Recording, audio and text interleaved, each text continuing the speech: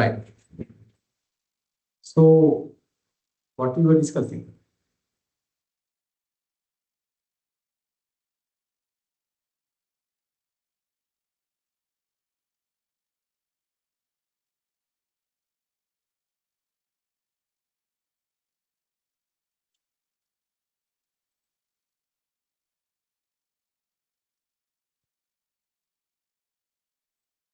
So we discussed about the dissection of the URL.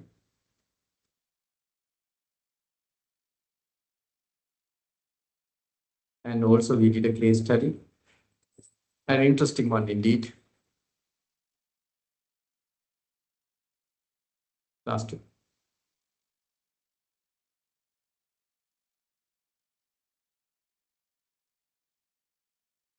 So we also discussed about SaaS, software as a service, isn't it? So we'll just check the time of teaching this same topic in 3 places. Right. So what did you find? So challenges, you did a case study, no? Yeah. What kind of benefits and challenges? So it's very good mentioned out there. Right. So let me summarize again that because that day we had some, we don't have sufficient time, but we managed to take all presentations. So that day we discussed. Now let me give you a small recap of what we did under this chapter. So this is chapter number 3. In chapter number 3, we were looking at what? Digital business infrastructure, right? So that was we were looking at. Chapter number 3. Right.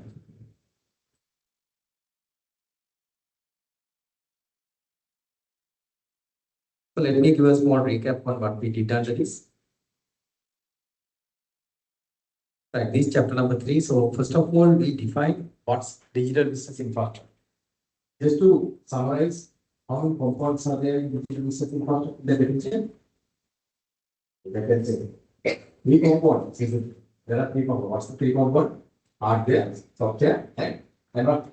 Network. So we are discussing those aspects. So we understood that these are the aspects of digital business infrastructure. And then if the digital business infrastructure of business, and digital business is not up to date, right? If it is having problems, what kind of issues the customers will face? We discussed that with our own experiences as well. Customers are very, that they did not get the items on time. They ordered something else and they got something else, and they have a printing cost, printing fees, right? Likewise, shipping prices included, and damaged items were received. Like there are several issues that we discussed on this.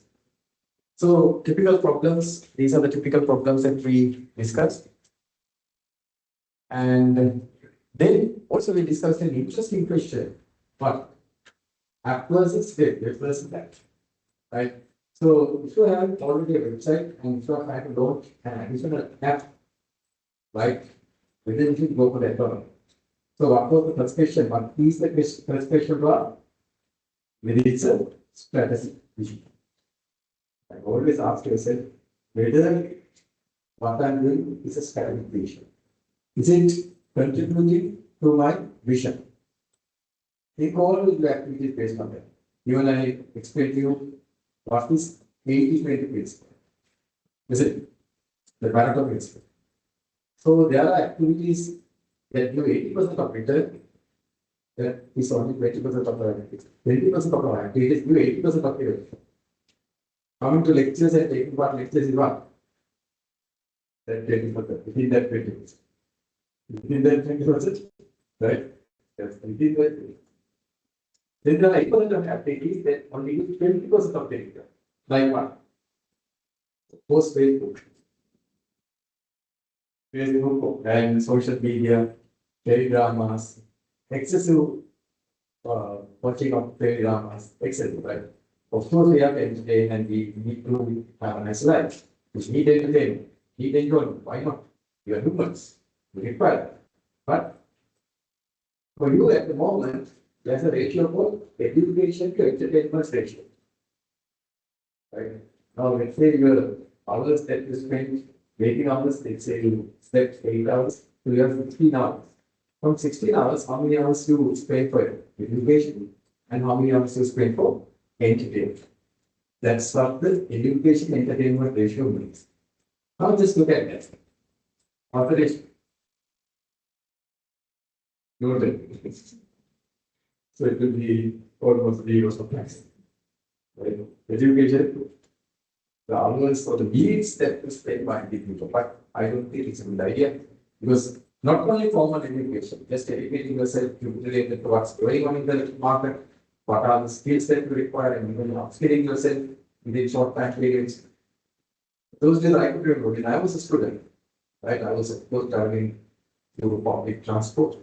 And then now those days at 8, now to be at 8:30 a.m. at the client place, going to the firm in the office. I had to at least getting to the bus around 6:45. Okay, be at 8:30 or 8:30. Because why? Because of so much traffic, I don't know these days, I think at least you have to go by 6:15 to be at 8:30, which was getting up or getting into the bus from Vijayanagara or somewhere else.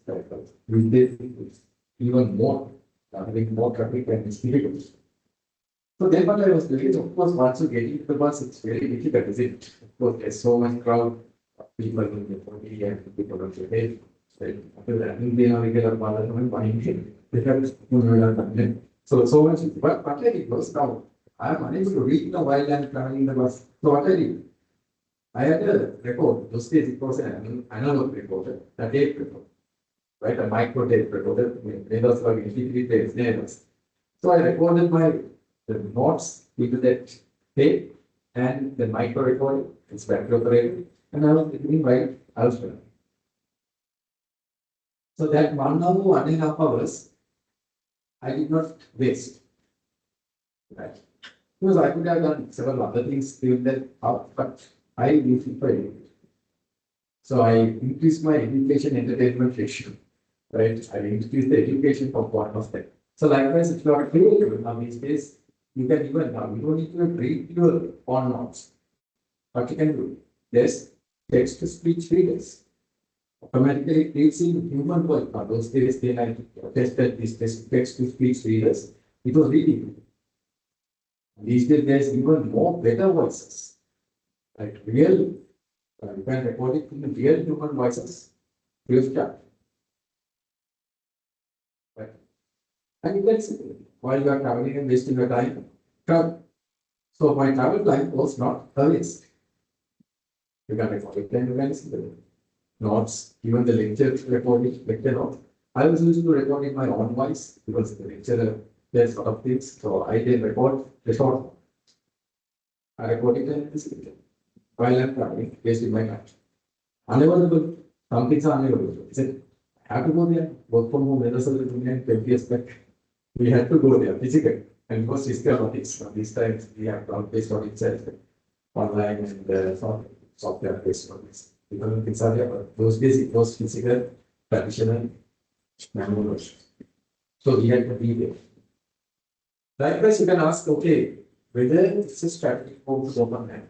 Always ask yourself whether some move is a strategic move that is addressing your course. Your course is your mission. What you are trying to do. Ask always yourself whether certain activities will contribute to your course. Your mission. Don't do anything else. Just say no. No thank you. Because if you say yes for something, you are saying no for another. So please be very, very careful about your time. Time you cannot save. Time cannot be put into bank. Is it? One is God is gone. See how many activities that you might have missed because you did not do that part time. Particular deadlines. Right. Now, last week we had class assessments and some students came late. So they did not come on time. Then later on they were asking, what would you do? What we can do? Time as possible. Isn't it? So likewise, we have to be punctual. That's being professional. Right? So I make sure I come here at 7:45 for the 8 days. That's what we do. So, it's a huge class, but people are not there. So that shows the attitude, the functional attitude. So always I was telling about the four things that we inculcate in myself, incorporate in yourself. What are those? Skills, attitude, what? Knowledge, and the mindset. I think the mindset is still not there. You might have the knowledge, you might have the skills, but if the mindset is not there, attitude is not there, profile, because that's the psychological part of things of a human being, you won't be able to progress. An attitude of a professional is an attitude of a professional.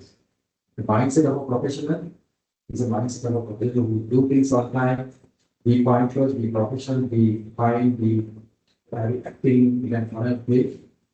But the problem is it's lagging these days. So that starts from here, not that the organization. That starts from your home. But again, we'll see. In time to go what will happen. So this is what we were discussing. App versus web creations were there. So we also discussed about augmented reality and the virtual reality platforms.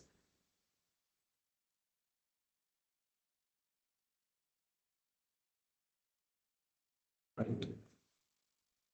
And then we came into the digital business infrastructure, the 5-layer model. Can you read?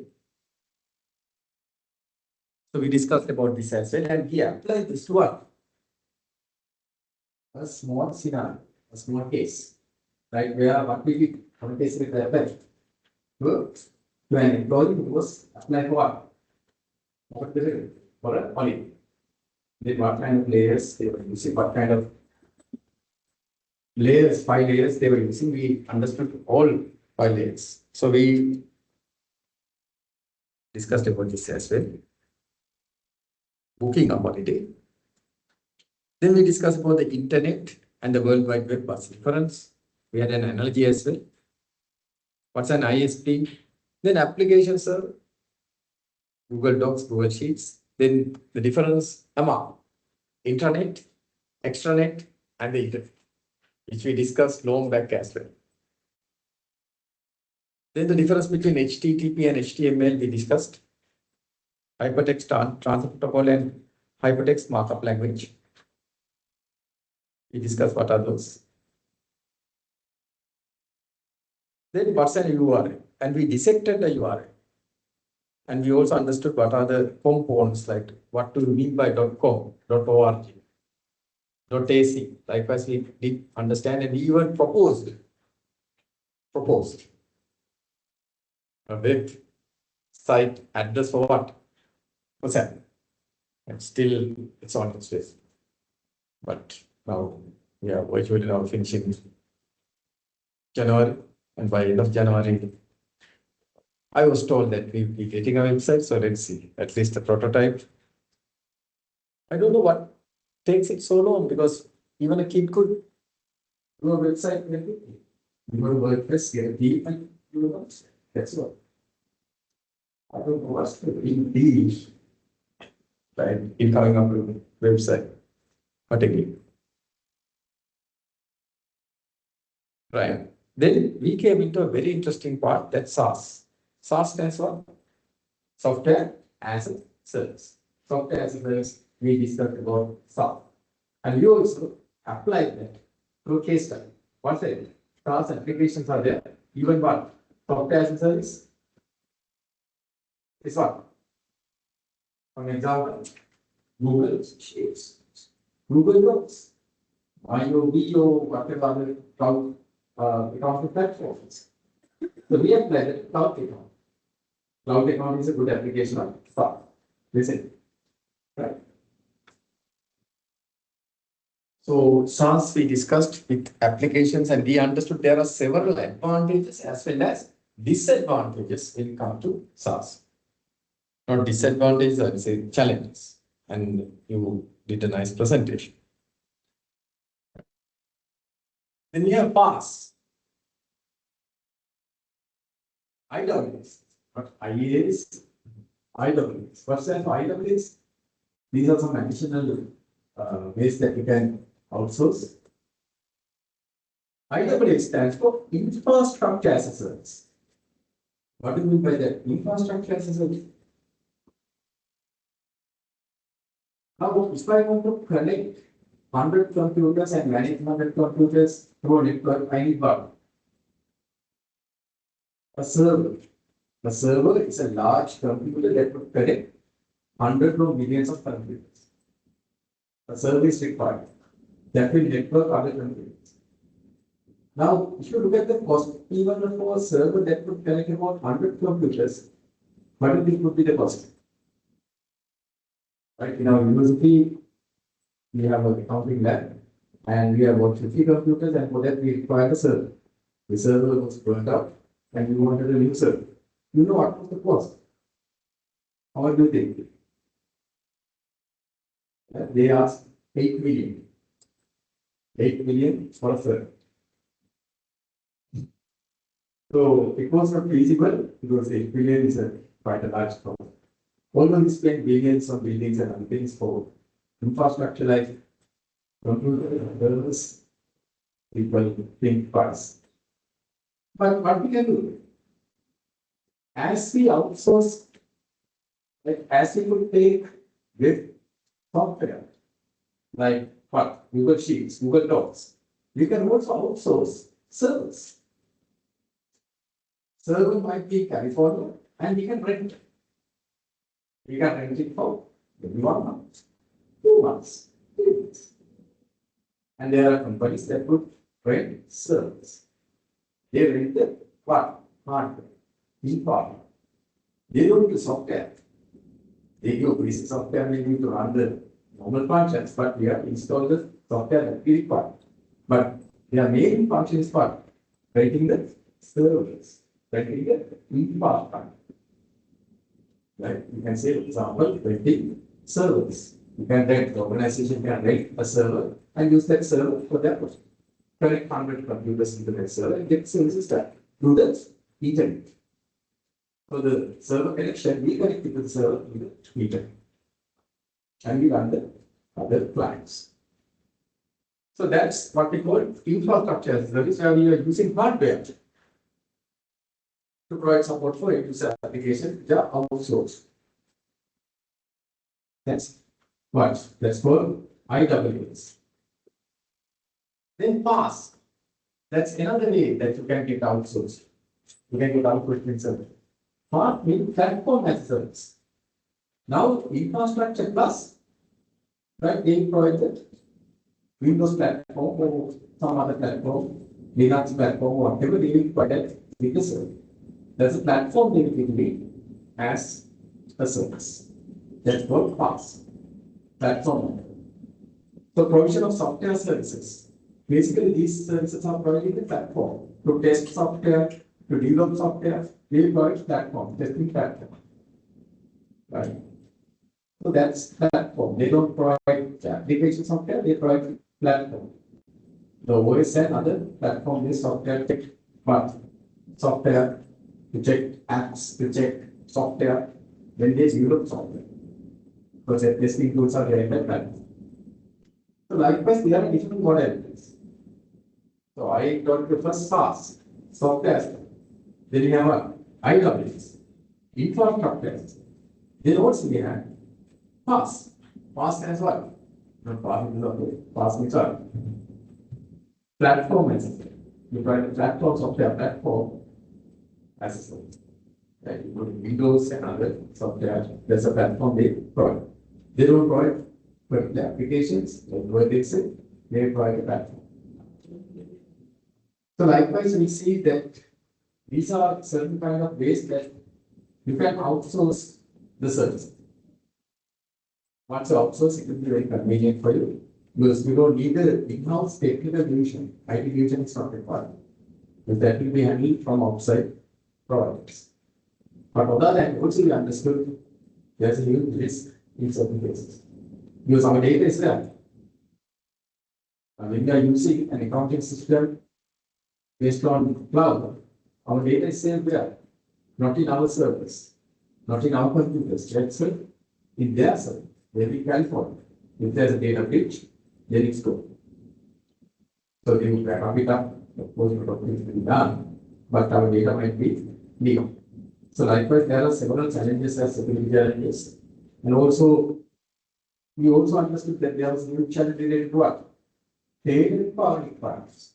Usually, this cloud software cannot be tailored very specifically power requirements because it's a common platform that we deploy over. So it's not easy, particular tax services. So it's difficult to get it tailored power from Srilanka products. More than business. So likewise, we need to understand there are several advantages as well as disadvantages. So that was our assignment and we really enjoyed that assignment. So challenges, benefits and challenges. So cloud computing, we applied to that and we had the assignment, right? Advantages of web services and disadvantages, we discussed. It's all there in their website and you came up with excellent answers. At the exam, expect these kind of questions, right? Expect these kind of questions. Same question that we discussed under the case study, right? For other advantages, for other challenges, that is small and medium scale business would face in deployment. So, cloud computing. So easily now you know the answers. That's why I always tell when the other students are presenting, carefully listen and write down the points if you have not already taken. Because it will be important ways. At the exam, some things are of course fixed. We cannot change certain things in our life. Isn't it? Like what? Now the sun rises, isn't it? Can you change it? You can't. The sun goes down. Can you change it? No. The exam day also cannot be changed. Exam is also exam out of you cannot change it.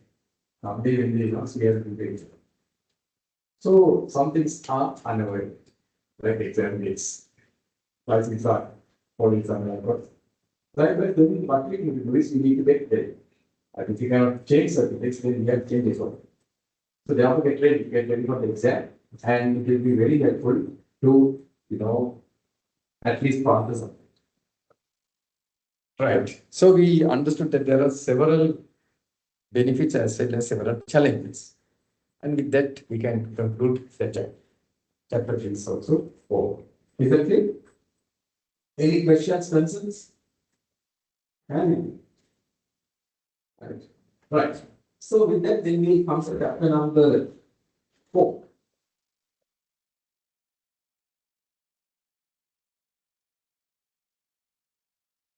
We go to chapter number 4.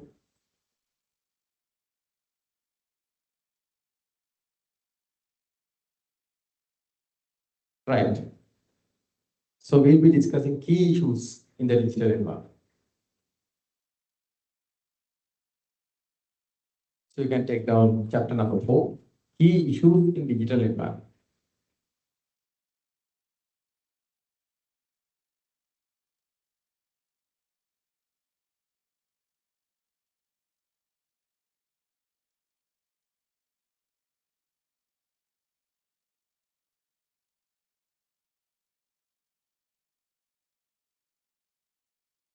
So here we'll be discussing about different trends, viral marketing, malware marketing, what are those? So likewise, several things we'll be discussing. And what are the factors impacting the e-commerce adoption in Sri Lanka? We'll be discussing as well. So likewise, several interesting facts we'll be discussing.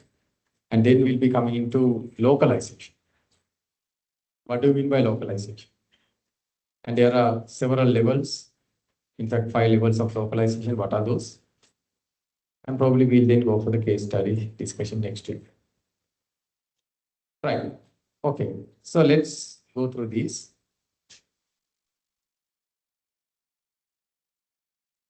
Right. Now, when it comes to a digital environment, there are certain issues that you have to understand. First of all, you have to understand the environment. So already we have a tool to understand the macro and the micro environment. What are the tools? Micro environment tool. What are the tools? There are several tools to see the micro environment. Macro environment, what are the tools that we use? To see the macro factor. Listen. Western factors. We use Western factors to see the macro environment. What stands for Western? Political, economic, legal, what? Technological and environmental. So that's constitute of the macro environment. Because remember, a digital business cannot sustain alone, and you have to understand that there are several issues that we could ignore. So that's why we are looking to the macro environment. What kind of issues that are going to take place? I'll now take an issue called what? Cookies are this. You will understand why cookies are so important. Then we are going to go to the micro environment. Can you tell me a tool that you can use to analyze the micro environment? SWOT analysis. Let's read this object and left analysis. Likewise, we did use certain tools to understand the micro and the macro environment. Right. Now let's see what are these cookies and why it's so important. Right. So just take down the term cookies. Cookies. Cookies.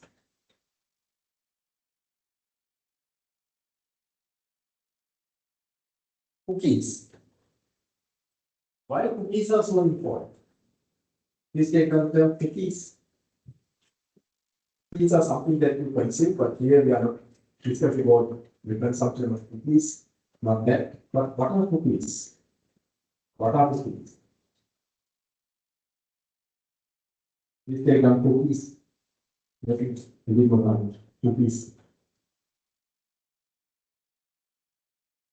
Cookies. What are cookies?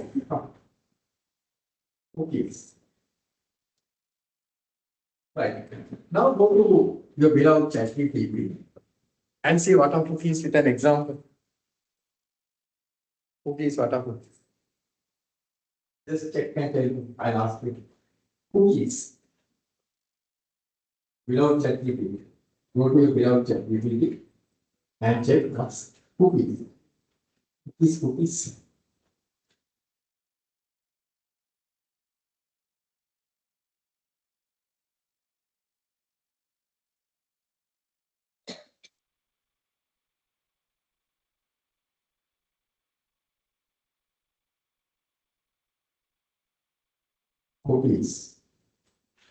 What are cookies? I'll ask you to elaborate it with a small example.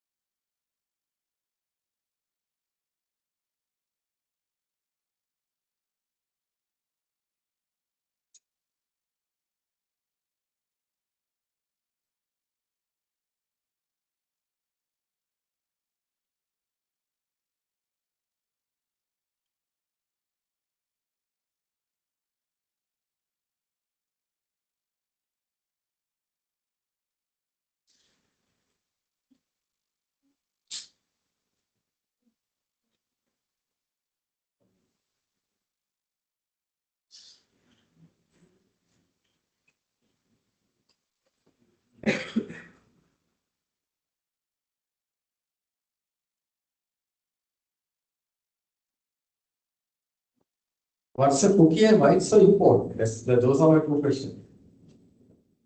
Cookie, under this chapter, the first thing that I'm going to discuss is about cookies and why it's so important. Cookies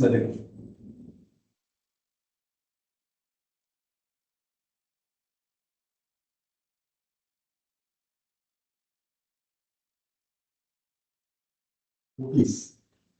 What's a cookie? What is the cookie request? Very good. I go down.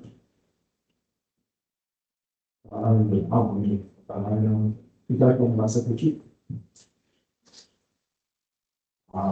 Why is it for? Why do you know that text right? What? track your behavior. Track the user behavior. Yes, absolutely. Now, when you visit a website, it will download a small text file.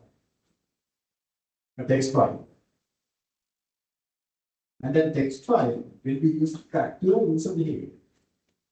But if you visit a website, it will download a small text file in your computer, and that text file will record your behavior in that website. What, how much time you were there, what pages did you visit, etc. Why did they do that? Why do the company wants to track your behavior? For marketing purposes. They will see, okay, which page you were, therefore customer behavior, which products you view, what's the date, and how frequently you came to that website. All will be recorded. Is it okay? Now, if someone is tracking my behavior, would I like that? Or about the other website, Balbali, would you like it? I don't think I would ever like it because it's private. Privacy. So that's why cookies has a legal issue. I don't know special factors. With special factors, L stands what? Legal environment. Now you can see how cookies are involved. Because when it comes to cookies about these text files, there's what? A legal and a not. So that's why when you go to a website, it asks what? Do you accept cookies? If you accept only, they will download that file and track it. If you don't accept, then they are not allowed to download that text file and track your user behavior. Right? So that's why in partially, from partially, they are going to track some behavior of users, fully they are going to track all of your behavior. So that's why the cookie is a data file, a text file, placed downloaded into your computer that will track your behavior. And without your knowledge, if a company is doing that, the website is doing that, that's illegal. That's not correct. Right? Ethically it's wrong as well as legally it's not correct. So that's why when you go to a website, it always asks what? Whether to accept cookies or not accept cookies. If they accept, then definitely it will do what? It will download that file and track certain aspects of your website behavior. That's not a healthy practice, right? But sometimes if you don't allow it, it won't allow us to go into the website. So it's your issue. Privacy versus whether you allow the other companies to track your user behavior. So that those are cookies. So why we are discussing cookies? Because of the legal environmental issue. Because there's a legality out there. Because in Sri Lanka, no one cares about privacy, but in foreign countries, yes, you need to get the what? Free acceptance of the user to track the behavior. In Sri Lanka, we are all tracked.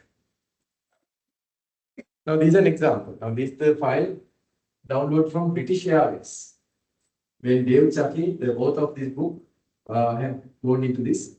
So it had downloaded this book. It recorded this information. The date Dave Chucky had gone in the website and the web address, everything is recorded. So this is an example of a cookie. Sometimes it's an elaborate file that will track everything. Right? So therefore, in the particular legal environment, you have to understand that cookie policy as well as cookies might create problems. But they use it for marketing purposes. Right? All these websites download that file for marketing purposes to see what products that you were staying more and what products you visited, what websites that web pages they visited in their website. Likewise, it could be tracking that information. It's not so healthy. Right. And also when it comes to the social environment, now that's a legal dimension we have to understand. Particularly cookie policy, it's a big headache for a lot of jurisdictions, a lot of legal situations. And then comes the change in the environment, right? How things change in the environment. Now you can see pop culture. What's pop culture? Pop culture, folk culture. Okay, particularly start to know. With all due respect, that. What's this card? Pop culture. Pop culture is the short term for popular culture. Popular culture. Pop culture. You can see the trends change very quickly. Example, ladies' fashions. But I know it changes very quickly, it seems. Right? Maybe you can tell it's a very time of in the market. If it went to make within 1 day, it becomes the trend. Home culture, right? Even the lifestyle and the dresses and lot of things, even what you eat, right? We change based on this right thing. It changes very fashions and lot of things change like this. But on the other hand, there is this natural environment. Indeed, it changes, but slow. But slow. So why this is important for a digital business? Why is it important for a digital business? To understand the change that takes place in the environment, particularly the societal aspects, etc., etc. And then there are certain things that change, like infrastructure and road railways. It changes, of course, it changes, but slowly compared to the pop culture. Then you can see here technology, quite rapid pace. Fashion, pop culture, popular culture changes very quickly. So why is it important for a digital business? So the digital business will have to understand in which industry they are. If a digital business in the fashion industry, they have to have what? Flexibility, quick adoption to the cultural changes, to the social changes that happens. If you are not, that means your particular technology environment is changing very rapidly, and if the businesses are not in par with that, you will go out of this. So, like this, understanding these social trends, waves of change is going to be very important for a business. How about the job requirements? Your job market. Is it changing? Is it changing very slow or is it changing rapidly? What do you think? Job market, job requirements. It changes very rapidly. Right? Very rapidly, the requirements are changing. They have disruptive technologies like AI, blockchain, robotic process automation, things like that are already there, and it's transforming. So yes, the market requirements are also changing very rapidly. Unless you understand that those waves will be redundant and will be what? Dinosaurs. Dinosaurs means what? Will be what? Antiques. Antiques means what? You are suitable for 100 years ago. You are not suitable for the market now. So therefore, you have to understand those changes, and that's why we are revising our curriculum. So these are about the job market and how they change. Right. Now let's see what's viral marketing and what's malware. This diagram, this diagram, this diagram. Viral marketing, and also we'll be looking at malware marketing. But to understand viral marketing, we need the sounds, right? I need to show you a video. What's viral marketing? We'll see. We'll ask Malik.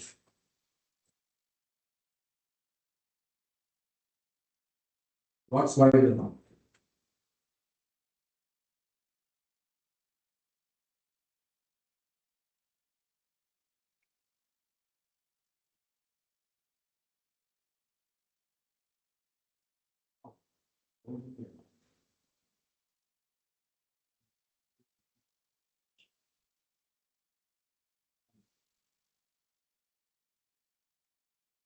So let's see what's viral marketing and what's malware marketing.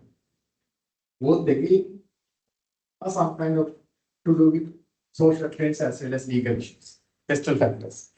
So meanwhile, please use ChatGPT and see what's viral marketing and find out who was the first company. Who was the first company used? You will be surprised to see viral marketing. How the Islam viral marketing use curriculum, you will be surprised to see. It's a company of nothing, but I love that company. See what's viral marketing.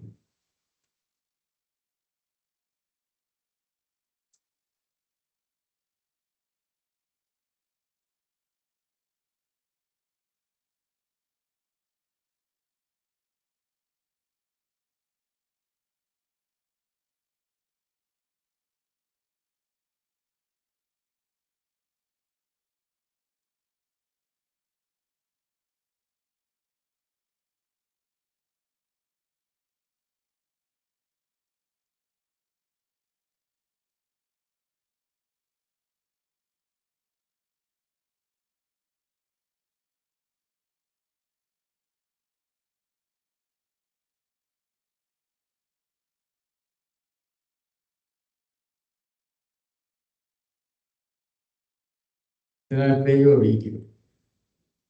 What's viral marketing? It's not virus marketing, it's what viral marketing. Virus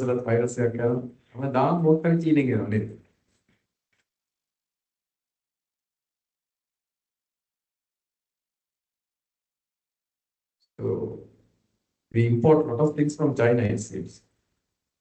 Debt is one, virus is another. So what's viral marketing and what are the main characteristics of viral marketing? Just check that in interview and ask the ChatGPT who was the pioneer in viral marketing. How the Islam viral marketing लोग use कर.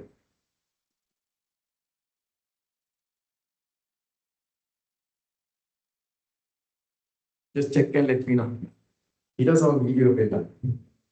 Video better with the sounds, so we need the sounds.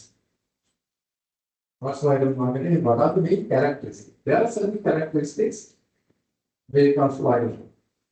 Not all marketing campaigns become viral. There are certain campaigns that become viral. What are these? Viral marketing. It's not virus marketing, it's viral marketing. You can take your phone out and you can check what is viral marketing. Viral marketing. What is the viral marketing? What do you mean by it? It's of course not right. It sounds right.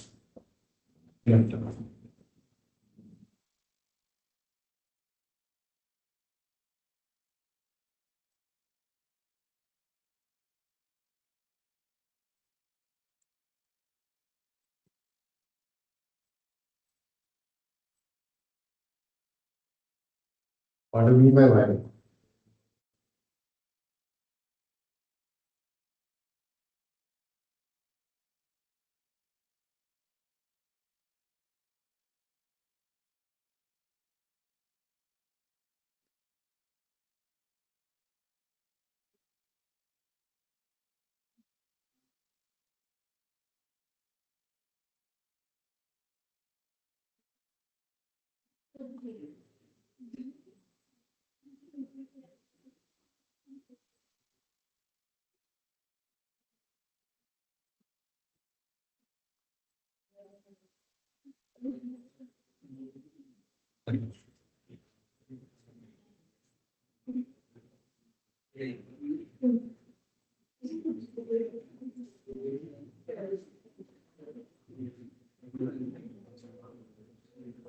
මේක කොහොම makeup එක උඩ use කරන්නේ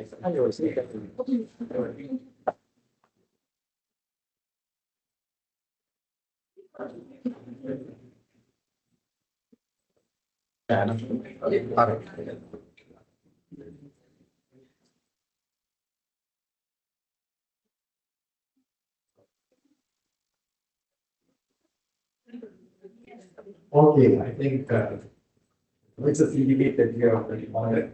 Let's ask them. What's the viral? You want viruses? Lifetime. Yes, please.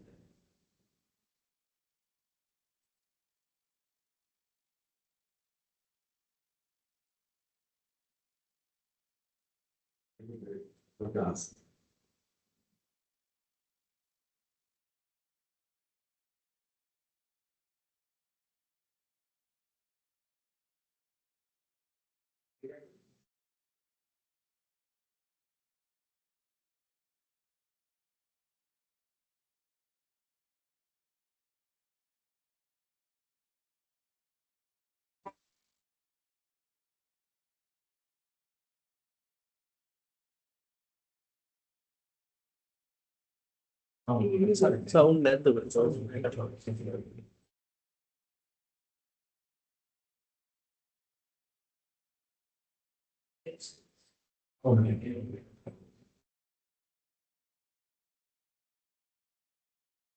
So now you know. Okay.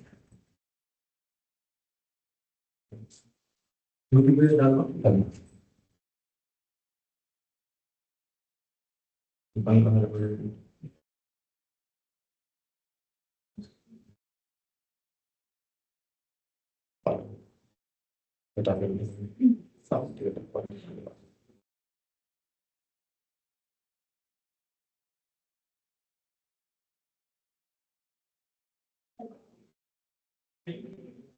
Whatever it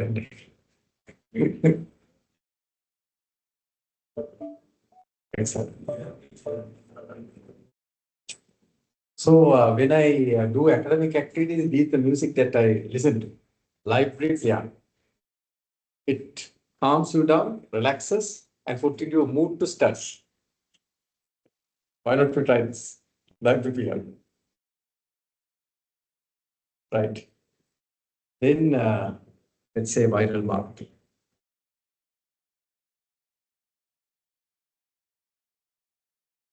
The video that I have doesn't have sounds.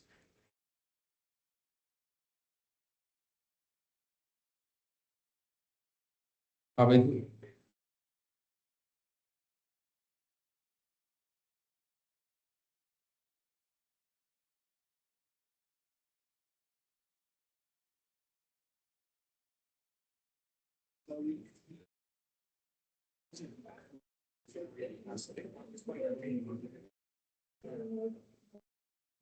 In this video, we'll explore what makes marketing go viral. Analyze some content. First, let's define viral marketing. It's a strategy that relies on audiences to generate the massive spread of messages, mimicking the way a viral spreads. The goal is simple. Create content that's compelling enough that people can't help but share it. Viral content often features humor, shock value, a unique storyline, or an emotional pull that resonates on a human level, encouraging sharing across social media platforms, email, and more. So, what makes marketing go viral? Several elements are crucial. Content must be shared.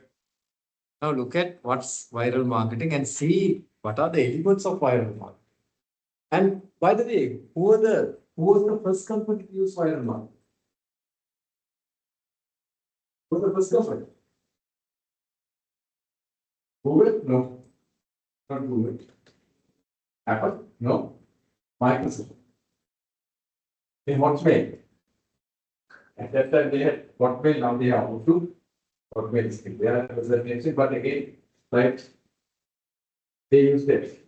I tell you. So let's look at what is viral marketing. Right? Particularly, they are using some ingredients. Now, going viral means what? It's fastly spreading like a virus. COVID-19 originated in China. Within 2-3 months, it engulfed the entire world. Within very short period, it spreads. But here what we are using is not virus marketing, viral marketing.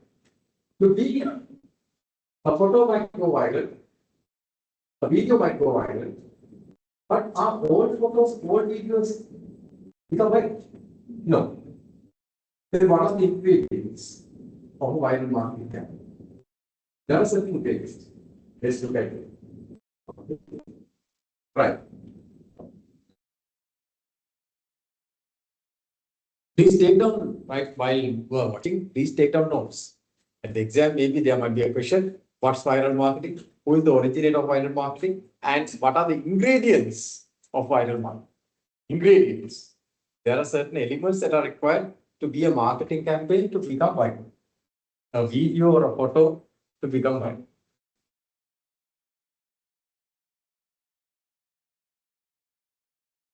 In this video, we'll explore what makes marketing go viral, analyze some unforgettable examples, and uncover the strategies behind them. First, let's define viral marketing. It's a strategy that relies on audiences to generate the massive spread of messages, mimicking the way a virus spreads. The goal is simple: create content that's compelling enough that people can't help but share it. Viral content often features humor, shock value, a unique storyline, or an emotional pull that resonates on a human level, encouraging sharing across social media platforms, email, and more. So, what makes marketing go viral?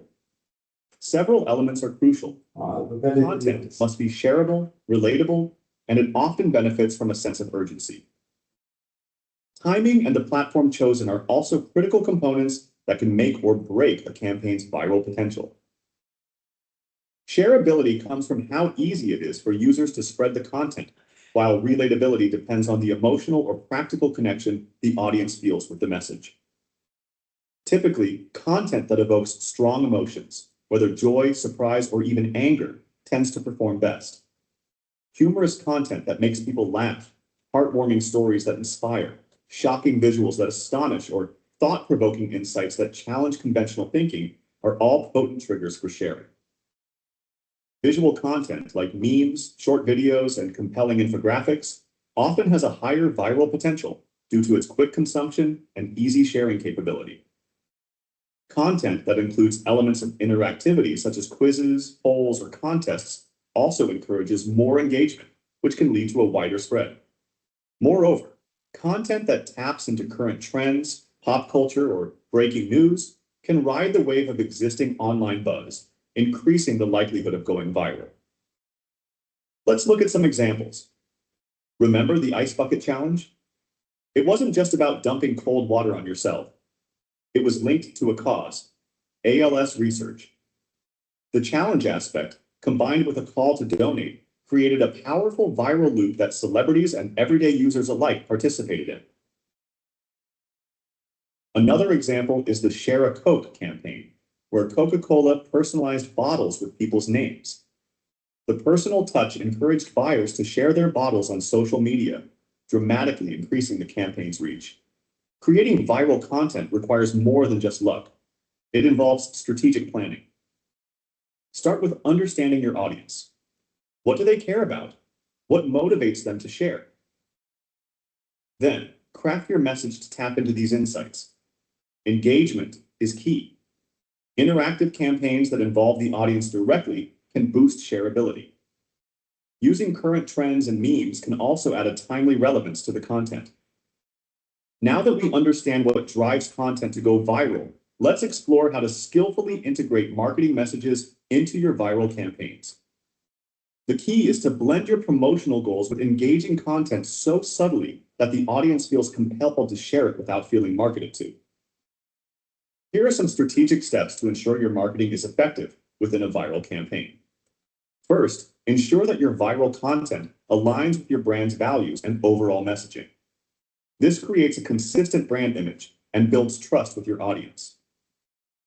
For instance, if your brand stands for innovation, your viral content should showcase innovative ideas or technologies. Next, incorporate your branding elements subtly. This can include logos, brand colors, or slogans, but they should not overpower the content. Also, be sure to include a clear but non-intrusive call to action. Whether it's visiting a website, signing up for a newsletter, or participating in a challenge, make sure it's easy for the audience to understand how they can engage further with your brand. If you can, utilize social proof by involving influencers, celebrities, or even existing customers who can endorse your campaign. When potential customers see familiar faces or peers engaging with your content, they're more likely to view it positively and share it themselves. Finally, optimize your content for easy sharing. This means designing content that is easily accessible across devices and social platforms. Ensure that sharing buttons are visible and functional, and consider incentivizing sharing with contests or giveaways. While viral marketing can offer incredible reach and impact, it's not without risks. Misjudgments in tone or content can backfire, leading to negative publicity. Moreover, viral success is often unpredictable, and not all content designed to go viral will achieve its desired outcomes. It's crucial to monitor the campaign and be ready to respond to feedback swiftly to mitigate potential fallout or capitalize on positive momentum. In summary, viral marketing taps into the desire to share impactful, engaging, and entertaining content. By understanding the fundamentals and carefully planning your campaigns, you can increase your chances of going viral. If you found this video helpful, please consider subscribing to our channel for more educational content. Thank you for watching. Right. So a nice presentation was done. What's viral marketing? Right. What are the ingredients of viral marketing? What's viral marketing? Right. Hi, my name is Dot Lung. I'm a global social media strategist working with companies around the world like Wix, Digital Design Days. Could I be angry? To what's it? This was it. No. All this I want to you. That's their revenue stream. Isn't it?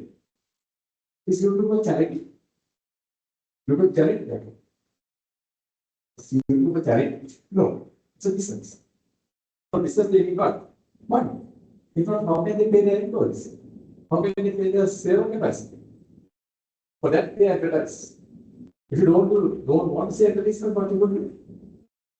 Go to the Facebook question. That's the revenue. So now, whenever you see an advertisement in YouTube, think what is their revenue stream? Last week I told you there are, or last week or previous week, I told you there are 8 types of revenue stream. This one, advertising. So they don't get any. See, it's a revenue stream. And if you really don't want to see that, of course, you can stop going to YouTube. Or if you want to go to YouTube, pay the premium price. I think it was around 350 rupees per month. Right? Which is not worth for me. I pay $20 for that TV every month, but to watch YouTube video to pay 365 rupees, it's very ridiculous. Right? Okay, for me. But for some people who use YouTube in their maybe entertainment industry or whatever other kinds of things, that's fine. Right. Let's come back to viral marketing. In viral marketing, what's the key feature in that marketing campaign? Key feature on number 1, it spreads very quickly. Why don't you take that? Viral marketing, it spreads like wildfire. That's the first thing. Right? First thing is it spreads like wildfire. Virus, that's the name. Virus spreads very quickly. Viral marketing spreads very quickly. The second key feature is that the marketer, right? The content is shared by the users. Does the marketer require to become a female? Now, here, if I'm the marketer doing a campaign, then what I will do? I have to pay others and I have to push the advertisements into the customers. But in a viral marketing campaign, who are pushing the advertisement? The video, the picture. Who? The users. So it's free of charge.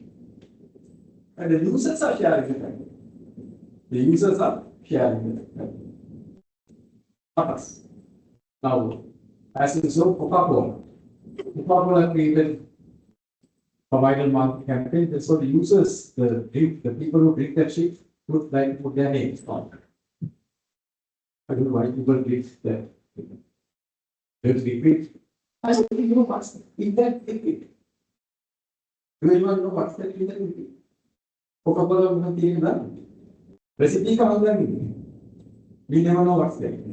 But we think that because they are advertised and we have been trained from our early days of our life to see that that's a good approach. And we drink that. We never know what's there. If you are including the baby, in Pepsi, you don't know what's there. What you do. It's basically carbonated sugar, water liquid. Like it's a carbonated sugar liquid that we can say that's not so good to our body. But what they did was they created a video where the drinker's name, their basically user's name could be subscribed. And you can try it. It was not shared. So it's free of charge. And you can see the users are sharing by themselves. The next question comes, so that's the second question. Why do you share this? Now, when you get a picture, when you get a video created by a marketer, why do you share this? Why do you share it? If it is created, if it is entertaining, so that's the next filter that's important. And to look intelligent, look good among the peers. That's why you share it. So it has to be entertaining. If something is not entertaining, it's not going to be viral. And people have to share it. So the marketer will have is not required to lift the finger, right? To share this campaign. If the users watch using their fingers. And this campaign takes place usually what? In social media platforms. That's the third, fourth field. Social media platforms is what they use for. Because what? It's easy to share. So in this content, it was indicated to be viral, and another ingredient that's what is important for shareability. So it should be very large files, a short video, a short picture. So that's another ingredient. Then relatable. Shareable, relatable. Relatable means what? It has to be relatable to the audience. If I'm targeting you, then I have to understand what's your requirement, what you like, and based on that, create a campaign. Right? Based on that, I have to create a campaign. So if I ask this question from you, what's the third one? What's the third one? Shareable, relatable, and what's the third one below? One of them, number 3, engage. It has to engage the users. Right? It has to engage the users. Likewise, there are several features to be a viral campaign, to be a viral campaign. But not all campaigns become viral. So if I ask you this, if I do a statement like this, creating a viral campaign, creating a viral marketing campaign, or a video created by a marketing campaign becomes viral because due to pure luck, right? Pure luck. Luck is out of my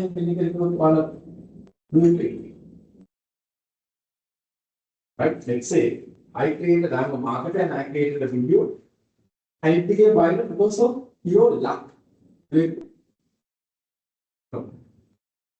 It's careful strategic plan. It starts with what? Understanding you, your audience, and creating a marketing campaign that's interesting, shareable, including what this guy told to make the logo subtle and to bring the message and finally give the pitch to come into the website of the market. So likewise, it's carefully crafted. And this was done just by what way? Long back from my perspective. How was it done? It was done like this.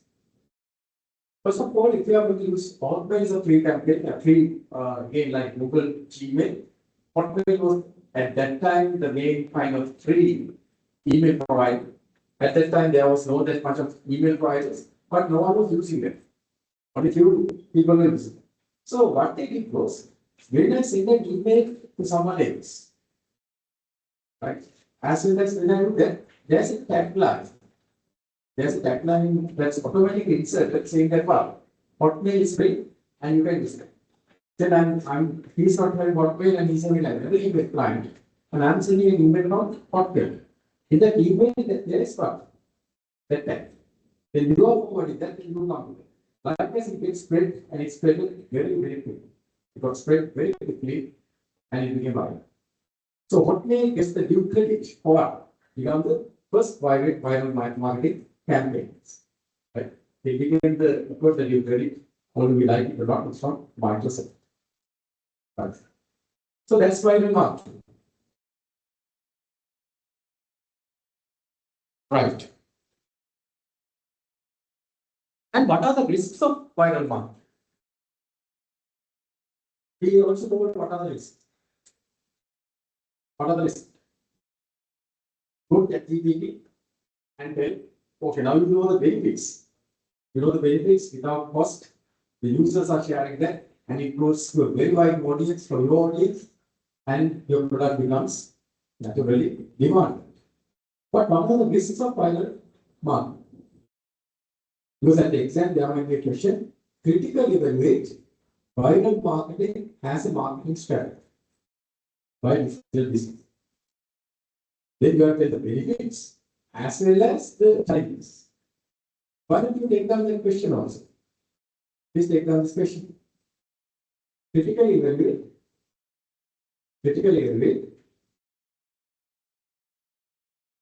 viral marketing,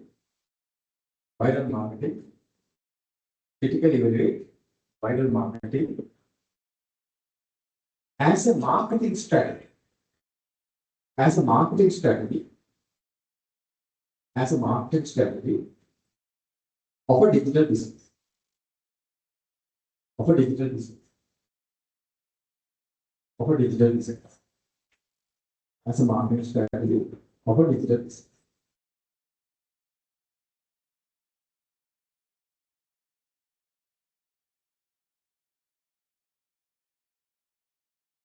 So now you know the benefits. What are the benefits? It spreads very fast. There's no cost for the marketer, and it's convenient, and it increases the demand of the product. But what are the challenges? Critically, we will look at the advantages and the disadvantages. What are the disadvantages?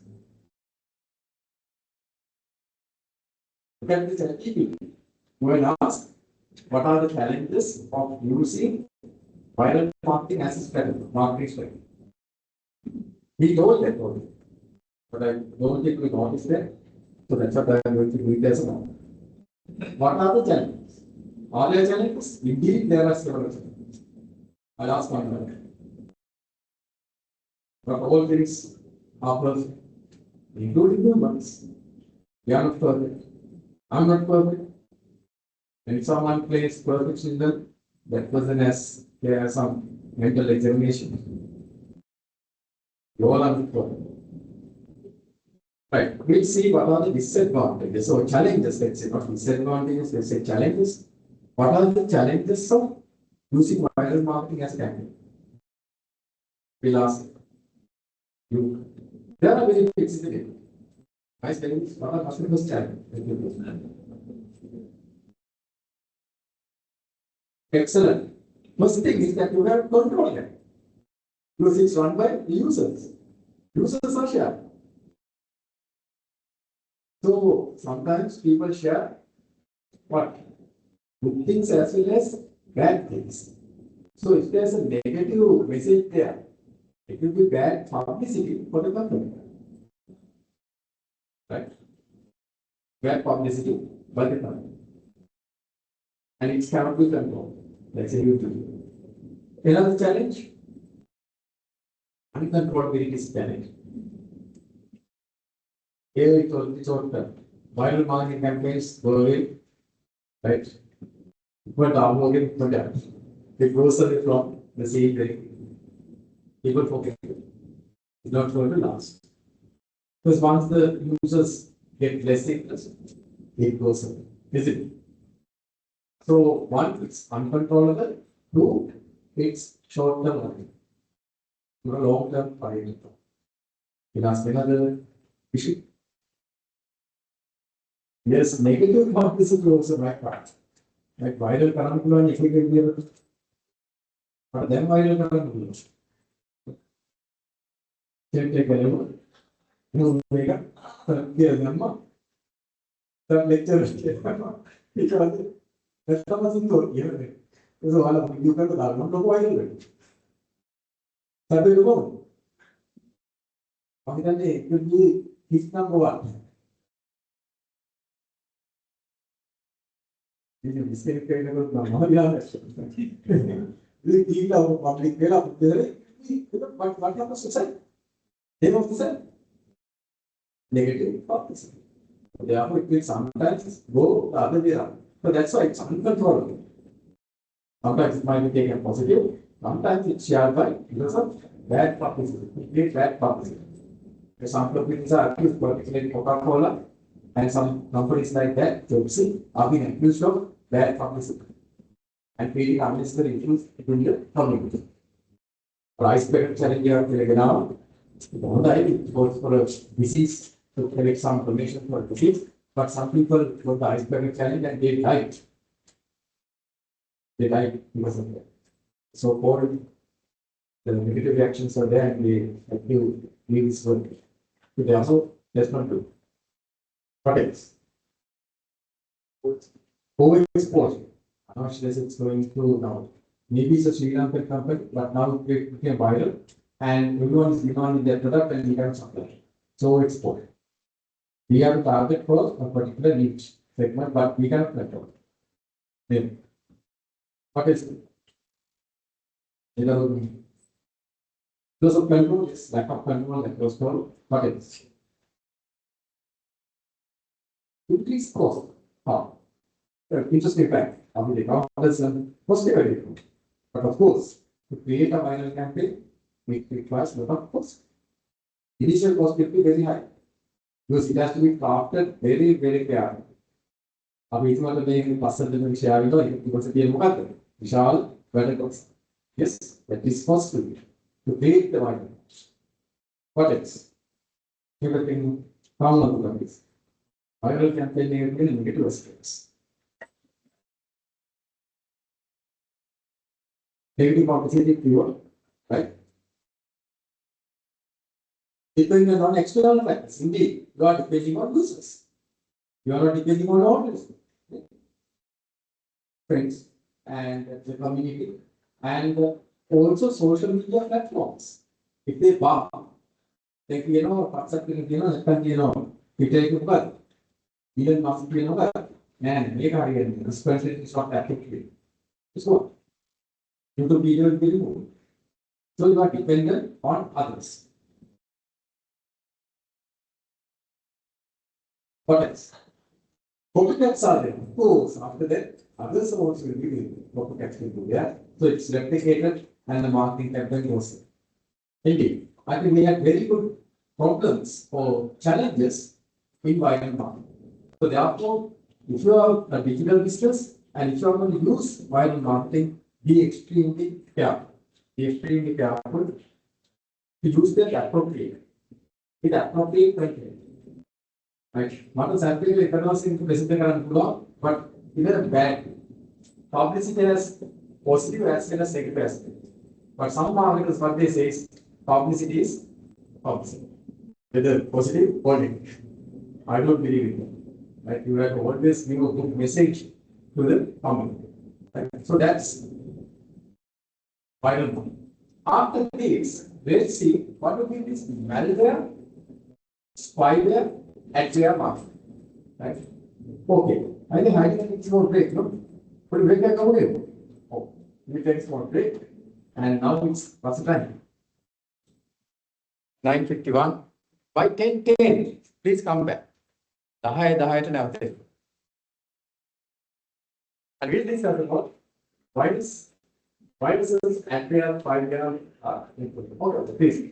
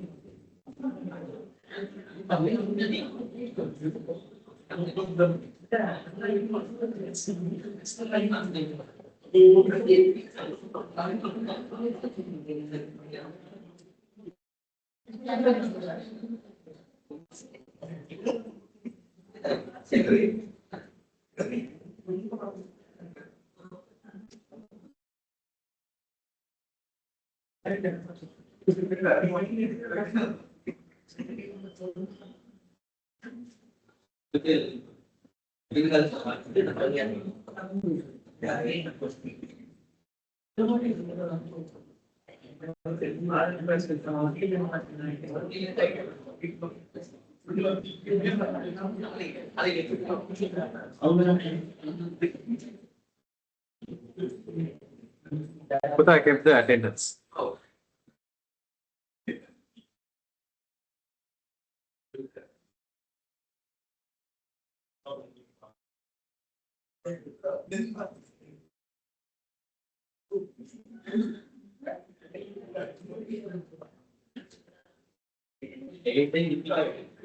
Sorry? Ayo. Every time they meet.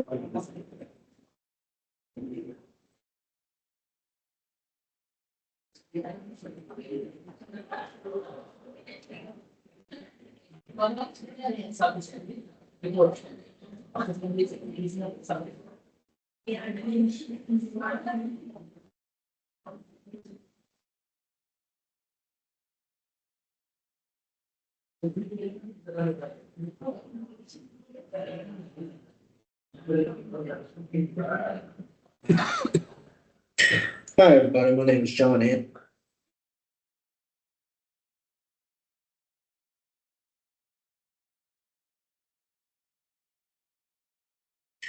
Hi, everybody. My name is John Andrews. I'm the social and digital media manager for Redport Information Assurance.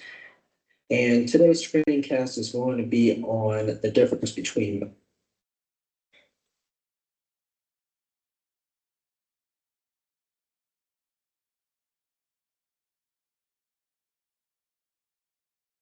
Hi, everybody. My name is John Andrews. I'm the social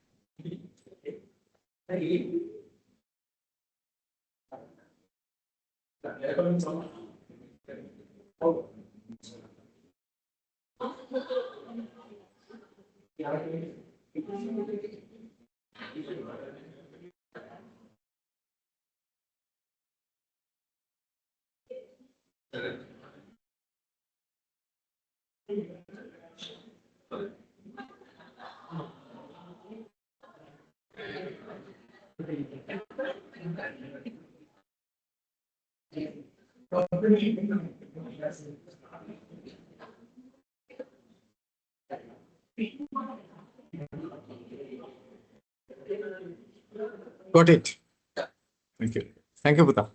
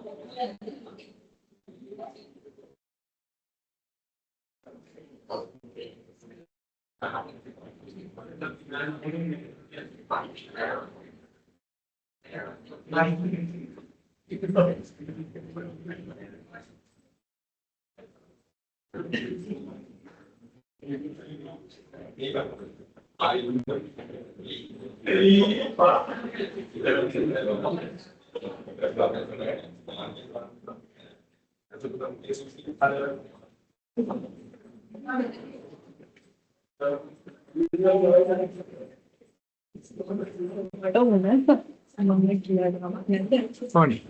Koy da bu da. Tamam. Tani ben bunu mu?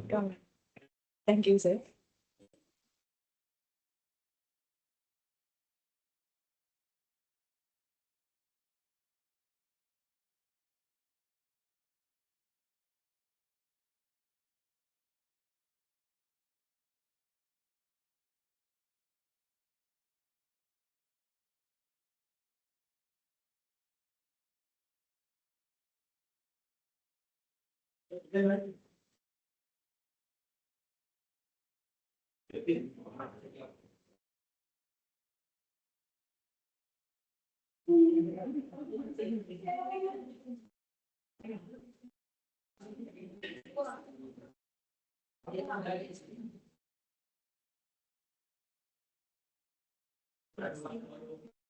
Ya පුතා මේ මං හිතන්නේ දරුවෙක් මේ මේකෙන් දැම්මේ. Phone එකෙන් දැම්මේ.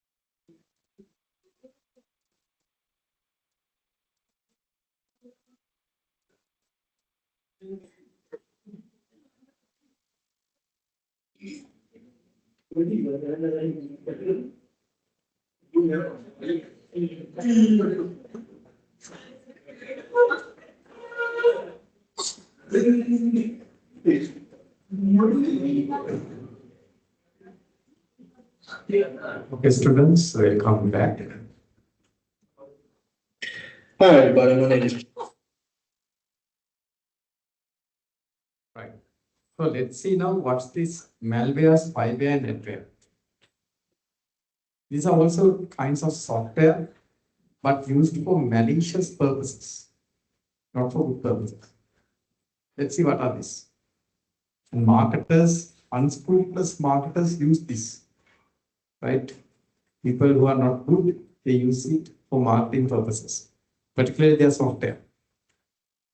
So let's see what are these. I hope one will come, no? I told them 10. Now it's 10:15. Still people are not there. But we have to continue our lecture. So what's malware? What's spyware? And what's adware? Come. Malware, spyware, and adware. What do you mean by them and how they are important? We'll be looking at.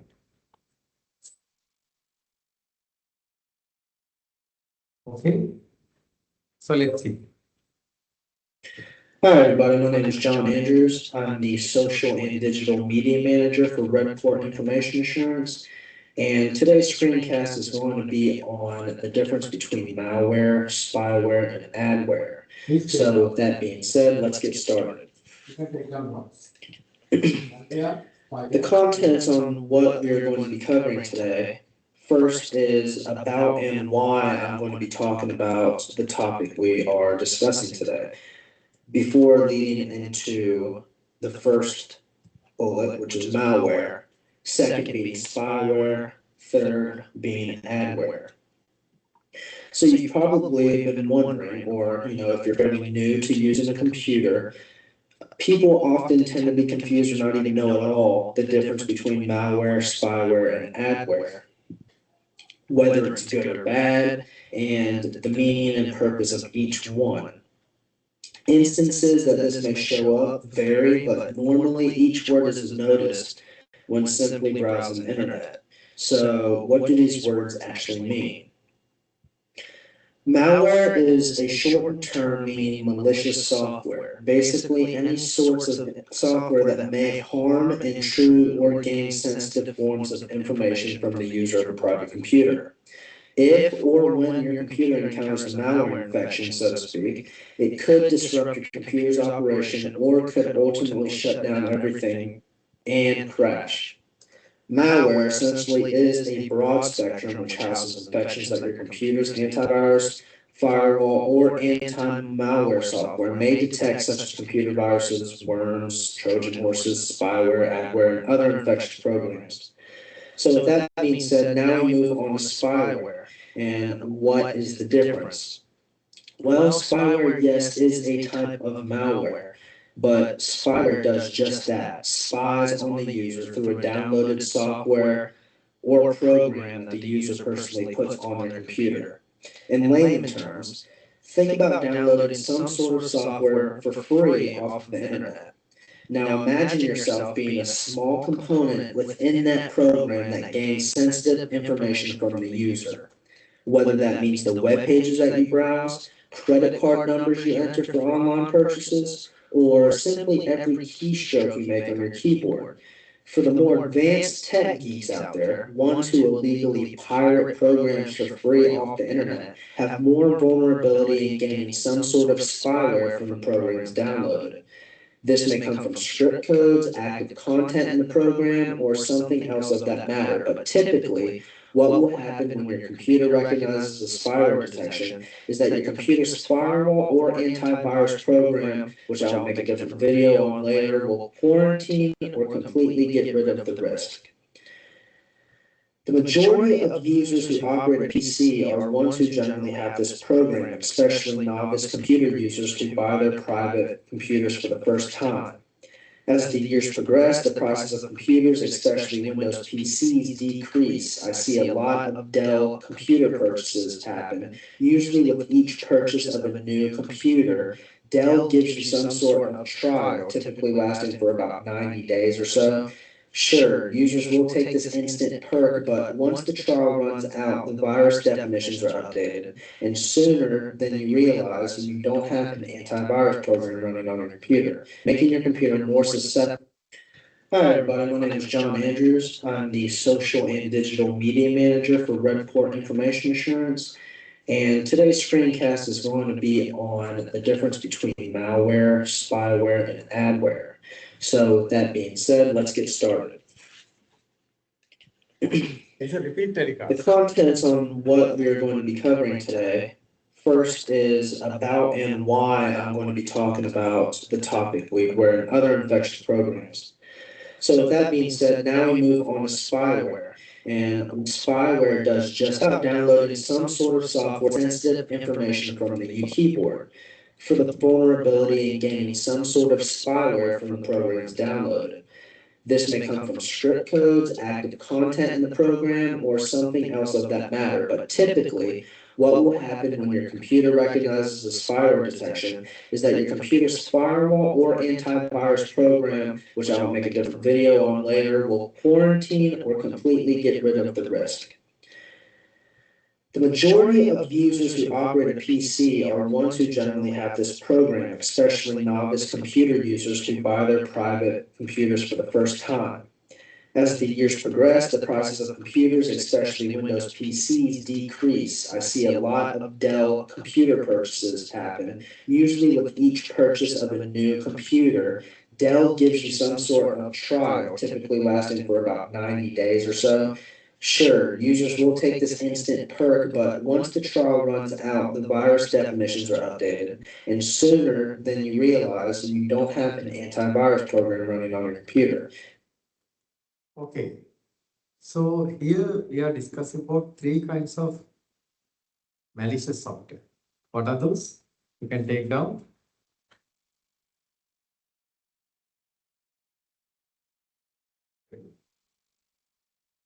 On the difference between malware, spyware, and adware. So please take down malware, spyware, and adware. So what are these? Right. Malware, spyware, and adware. He was explaining that very well. But we need to see what are these and how it's important for digital business. Marketers could use these malicious software. Malware stands for what? Malicious software. Malicious software can be covered. Malware will be covered. Malicious software. Then there's adware and there's also spyware. Now go to ChatGPT and tell me what are these things. Malware, spyware, and adware. I'll explain with example. Malware, adware, and spyware. Of course, in your own devices, even your Android phones, iPhones, as well as in computer devices, tabs, you might have software on it. Without your knowledge. That's the problem. These are not good software. The software are not there. So what's malware? What's spyware? What's adware?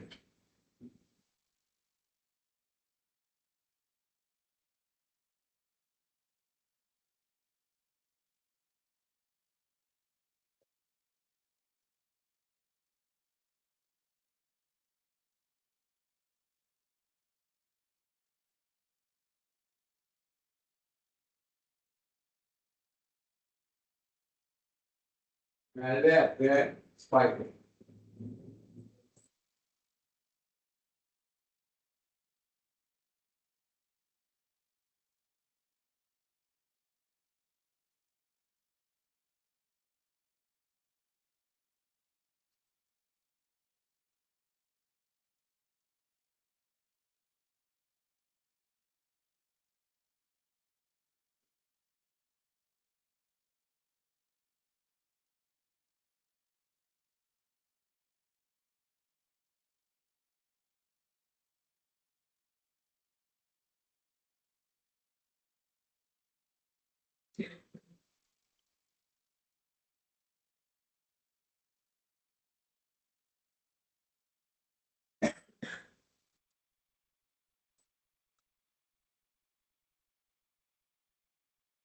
Earlier we talked about viral marketing. This is nothing to do with viral marketing.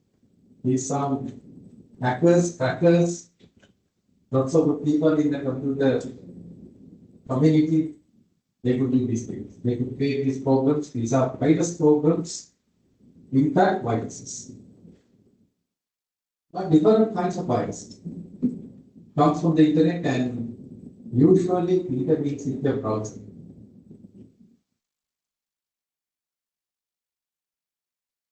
Usually intervenes in the browser.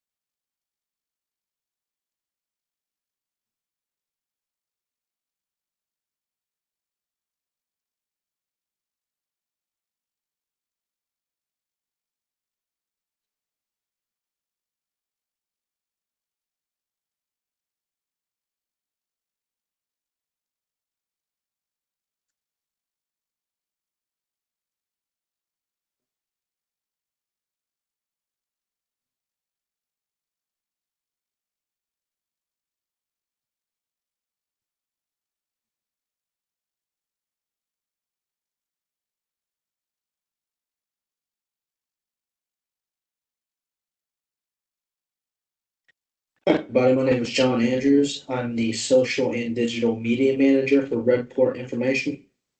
Earlier, the video was downloaded half. Okay. Right. Now let's start with what's malware.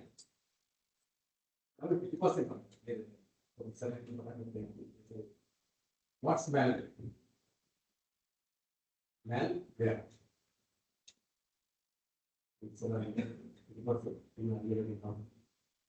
What's good the malware? Like no. Yes. Malware is a short term. What's the long term? Malicious software. Malicious means what? Created for harm. That's bad intention. Malicious software. So he says it's a general term for all bad software. That's created for harmful purposes. So malware is that malicious software. Let's ask another malware. Can you give an example for malware? Examples? Yeah. But we can give examples. Viruses are there? Viruses. What will malware do? What will malware do? Malware will steal information. Malware will crash your computer. Right?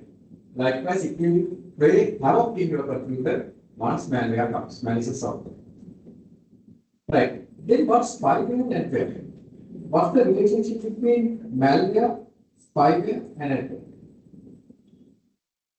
Not the answer from one. What's the interrelationship with these or among these three? Spyware and adware are examples of malware. Spyware and adware are examples of malware. Malware could be any kind of harmful software.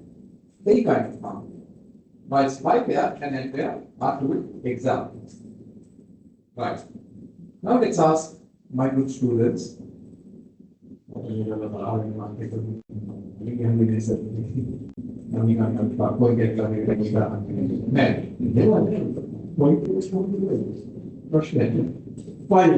What are the plus spyware again? What's spyware? Yes, it spies. Spyware is a word. What is spy? It takes information without your knowledge. So it steals the information from your terminal. Now some software can track all your keystrokes, including what? Your passwords, your credit card information, your password for email, then Facebook or what kind of things, can take it from your computer and give it to the hacker. And that's called spyware. The spyware would not at all. If you are not careful, and if you are using someone else's computers or if you are using your computer without properly cleaning the computer, then all your information that you type will be going to hacker. So they will get your passwords and they will enter the programs, your WhatsApp, everything will be hacked. So therefore, that's what spyware spies your computers. Yes, there's software like that. Every keystroke could be recorded and sent to a hacker. I have tested it, right, when I was young, right? I tested this software for keylogging software, keyloggers. The keyloggers will log every keystroke in your computer and send to someone else. All the keyloggers. Not good things. Never try that, you'll be trouble. So those are spyware. Adware. Then let's see, come to what's malware. You know what's spyware. Now let's see what's adware. What's adware? Again, a type of malware. Again, another example of malware. Can I give you an example? What can you explain what's that? What's adware? Exactly, unwanted advertisements. Sometimes you know that your browser you cannot control. It controls itself. It pops up messages over and over and over from advertisements without your control. Wherever time you learn, I prefer it. So that's called what? Adware. So you are being hit by adware. So the advertisements are coming without your knowledge. To install the software, to go to a website, likewise it does have. That means you are compromised. Your browser is compromised. That's called adware. Advertising where? Adware. So that's where certain unscrupulous, particularly some software vendors who sell virus cards, would do that. But never purchase, never go for them. Immediately do what? Maybe your computer. So I'm using I'm not affiliated with this company, but I'm using what's the reasonable it's I have to pay for that? Maybe per year, $40 or whatever, or even less. I think I don't need for $20 or $25 per year. I'm using what's the best one? In Srilanka, Kaspersky. Kaspersky does a very good job.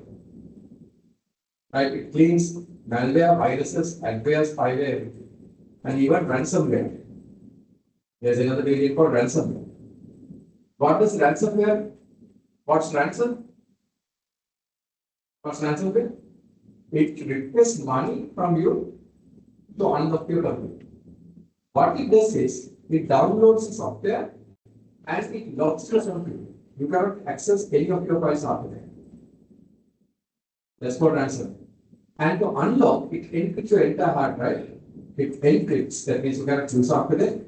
To decrypt, you have to put a password. And to get that password, you have to pay that hacker usually $1,000. Not less. And even then, there is no any guarantee that the password will be given.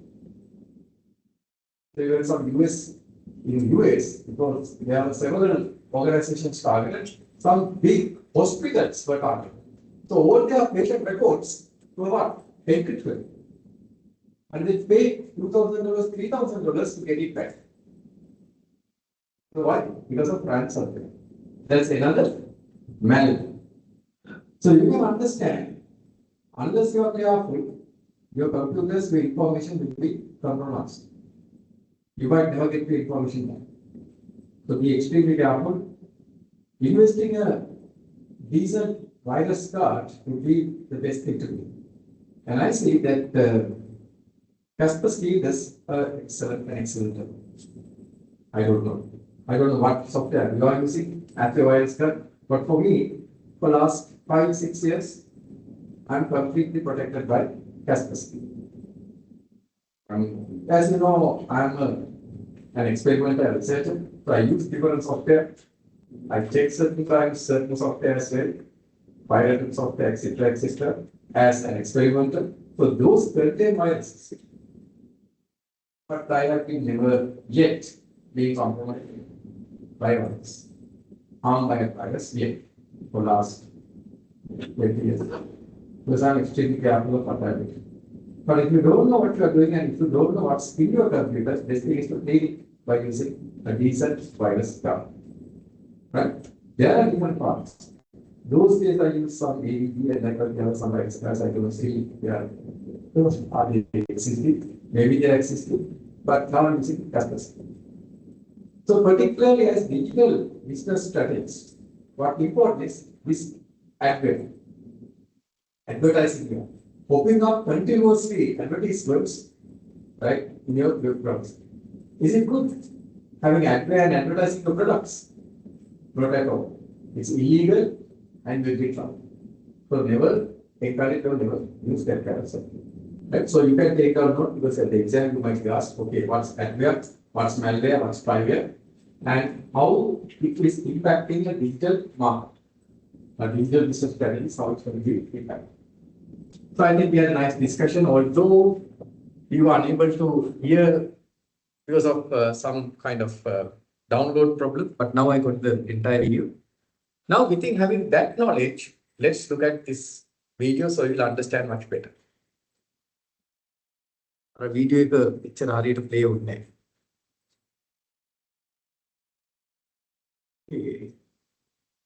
Insurance. And today's screencast is going to be on the difference between malware, spyware, and adware. So with that being said, let's get started. The contents on what we're going to be covering today. First is about and why I'm going to be talking about the topic we are discussing today, before leading into the first bullet, which is malware, second being spyware, third being adware. So you've probably been wondering, or if you're fairly new to using a computer, people often tend to be confused or not even know at all the difference between malware, spyware, and adware, whether it's good or bad, and the meaning and purpose of each one. Instances that this may show up vary, but normally each word is noticed when simply browsing the internet. So what do these words actually mean? Malware is a shortened term meaning malicious software. Basically, any sorts of software that may harm, intrude, or gain sensitive forms of information from the user of a private computer. If or when your computer encounters a malware infection, so to speak, it could disrupt your computer's operation or could ultimately shut down everything and crash.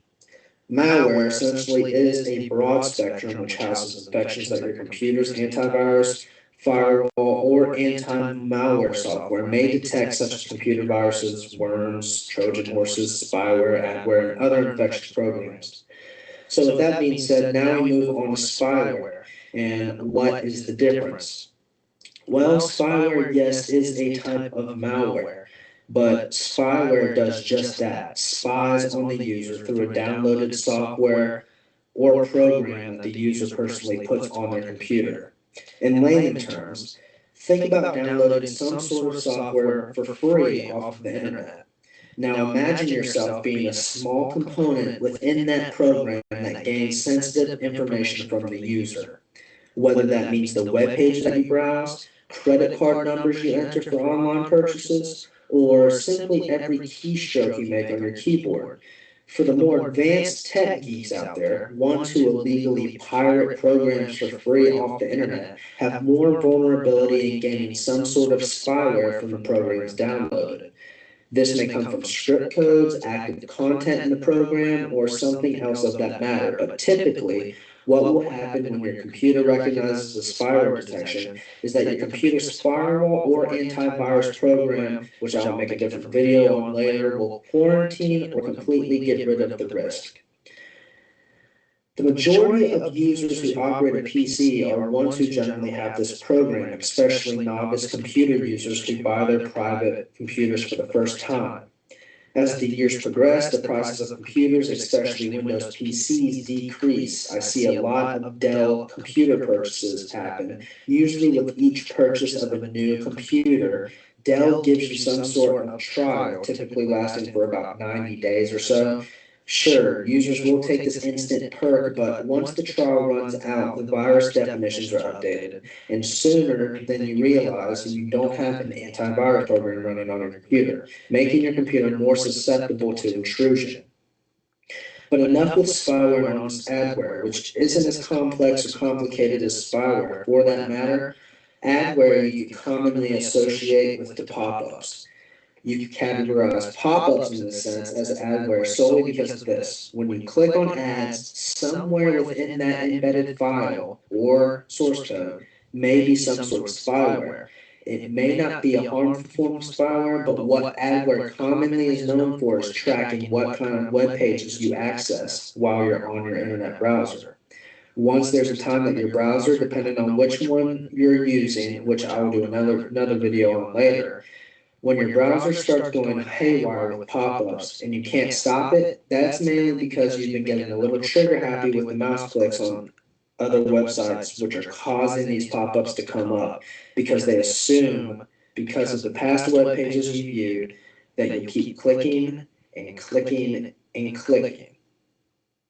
So with that being said, to wrap up, malware, just associate it with malicious software. You know, it's bad software, it's something that you don't want on your computer, and that's just the general term and what it means. Spyware is a little bit more specific. It's a type of malware, and it's a software that spies, so to speak, on a certain aspect of your computer, which is potentially harmful. And the last one we covered, which was adware, is acquired through access of ads on a website, commonly known as pop-ups. And a lot of people are generally, I would say, exposed to that type of malware versus others. So that is my little review, just a small quick review on what malware, spyware, and adware are. And just for those of you who are really not as knowledgeable in the technological field, that's just a little review on what malware, spyware, and adware are and the difference between each. Okay, so I think it's now very clear because you understood by yourself and then he explained it very nice. Okay, so let's go back to our slides. So I think now we understood the difference between viral marketing, malware, as well as marketing aspect, adware marketing. Even your computers might get harmed because of these software, so be extremely careful. And of course, invest in a decent virus cover. That's an investment, not an expense. Because you might lose all your data. Your assignments, your notes, everything. Right. So then there was a survey done, it's an older survey, but what are the issues you encounter because of these different kinds of malwares and different kind of marketing tactics, right? Not so nice marketing tactics. What kind of buying issues the people had encountered? Fortunately, majority, this survey was done, and fortunately, you can see majority did not have any problem. But yourselves, particularly when the COVID-19 was happened, and you were not physically accessible, you were not able to go to physical jobs, I think you did online classes, online classes. But that we understood that we had encountered several issues. Like what? These are some of the issues. Speed of delivery. They agree to supply that within 2 days, but it takes how many years? For me, it's now years, because I ordered from Calvin's some vegetables, and some vegetables are still it's on its way after now how many years? 4 years, 5 years, 5 years. Then, of course, that's good. At least I got something. But Lasana Flora, I told my, not Lasana Flora, but what the approval. I told my school, approval still I have after 10 years, right? 15 years. Then, of course, technical failures could be there, websites not working properly. You are double charged sometimes because the website is not working properly. Wrong or damage. Some of you had encountered that you had ordered a certain item and got something else, wrong items, wrong colors, damaged items. I was told that someone, not in your class, but in some other class, that person had ordered from Nike, Srilanka. Nike, the same company Nike, and they had ordered it. But to see what they have put is, it's a damaged item. So, official purpose, but center damaged item. Then, difficulties in finding information and legal rights, how to resend it back if it's not there, refunding policy is not there, cost is too high, and as well as there are hidden costs. Now, Kapluka was accused of that. They were selling their listed price. That's prohibited in Sri Lanka. And there are hidden costs as well. They advertise a certain price, but when it's delivered, you have to pay more. In COD. What COD? Cash on delivery. So likewise, no satisfactory experts after complaint. Once you have an issue, you write to them, you never get a response from them like Kapluka. And foreign retailer did not sell to my country. In Amazon, that problem is there. When I wanted to get certain items from Amazon books, there's no problem, but certain items they don't send it to Sri Lanka. The foreign retailer does not send it. They send books. So what I have to do? I have to contact Amazon India to get certain items shipped here. So there's are there and problems with fraud. Once I got caught to fraud, I said, got $10, not a big amount, but again, we have to be very careful. Not more than that. Right. Okay. Right. Next day, I think that's enough for today. Next day, we'll discuss what are the factors that are impacting the adoption of e-commerce in small and medium scale business. Right. We'll discuss this and particularly then the localization. So we'll be discussing this one and we'll have case study discussion as well on what are the factors that are impacting what? The adoption of e-commerce in Sri Lankan SMEs. Because we see a very low adoption rate in Sri Lanka. Although we have great potential because digital strategies, we see a very low adoption rate. What's that? We'll be looking into this as case study. Right? We'll do a case study discussion. And after that, we'll be discussing what do we mean by this localization.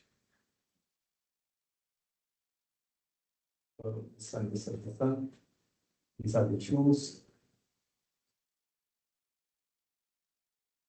Localization. What do we mean by localization? And there are 5 types of localization: minimum localization, maximum localization. What are those types? We'll be discussing. And if, I don't know, maybe we have an MCQ test as well. So next week will be post what? Testing week. And also I want to again announce, because see, if I announce, people come. Yeah. If I don't announce, people don't come, isn't it? So best policy is not to announce. So I will have random testing. Because people are misusing that with the info. Otherwise, not the indicator. Isn't it? So I have to make it random. Okay, it was clear. That's okay. I'm not going to announce that, but next week, of course, we'll have it. But if from next, I'm not going to have it announced. We'll have random assessment. Is it good? Good, no? Because you can see, one thing you know, the CR people are feeling it. Some of them very late. Another in the thank you. But some people are there. They came late and they are waiting. So that's not a good strategy. And maybe at the beginning itself, I'm going to have the quiz and then the case study discussion likewise. I don't know, because unless you after the lecture, how can you understand, how can you apply this? It will be a big problem. We are having this internal control, so you won't say it. Right. Okay, I think that's enough for today.